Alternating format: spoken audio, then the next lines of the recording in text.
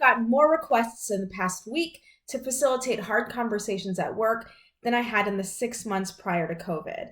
And I'm not entirely surprised by this because I think there's a few things going on.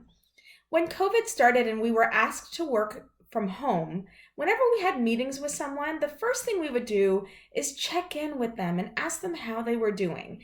And it was coming from a very sincere place. And we would express how we were doing too. And in that moment of checking in with each other emotionally, we connected, we shared our humanity. But now that we're a few months into working from home, things feel a little normal, and the answer to how are you is starting to feel a little predictable. And so we're taking our humanity for granted. And I've noticed that people have stopped doing that.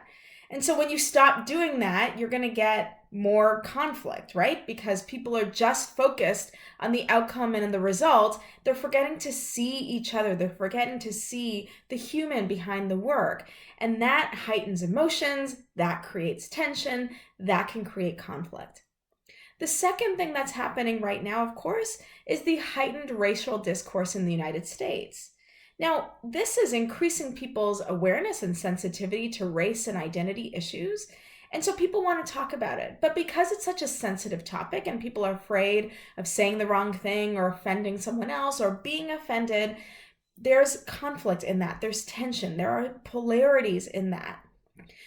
Personally, I think it's a good thing that people want to talk about it, but I want to make sure that people feel equipped to have those conversations. So either you bring me in to help you have the conversation, or you do some of the tips that I'm sharing with you through these videos. And one of the things I want to share with you here is if you're going to engage in a hard conversation, there are certain agreements that you and the other party need to have first and really need to commit to before engaging in the hard conversation. The first one is, if we're going to have this conversation, let's commit to staying in relationship with each other. So we're not going to have this conversation if there's a possibility of our relationship breaking because of it. So if you're my colleague, you'll stay my colleague. If I'm your direct report, I will stay your direct report. If we are friends, we will remain friends. The second premise is that nobody has a monopoly on the truth. You have your perspective and I have mine. Nobody's right here, but we're here to understand our perspective and your perspective so that we can get a shared understanding of what this tension and this conflict is really about. So number 2 is nobody has a monopoly on the truth, and we'll only have this conversation if we can both agree to that. Number 3 is we are here to learn and grow, and we will only have this conversation if we can agree that we're here to learn and grow. So we're not here to compete. We're not here to win. I'm not here to make you lose. I don't want to make you defensive. I'm here because I want to learn something more about my perspective and something more about your perspective, and I hope that you will also want the same for me. And we'll only have this conversation if we can agree on these 3 premises. Number 1, we stay in relationship with each other. Number 2, nobody has a monopoly on the truth.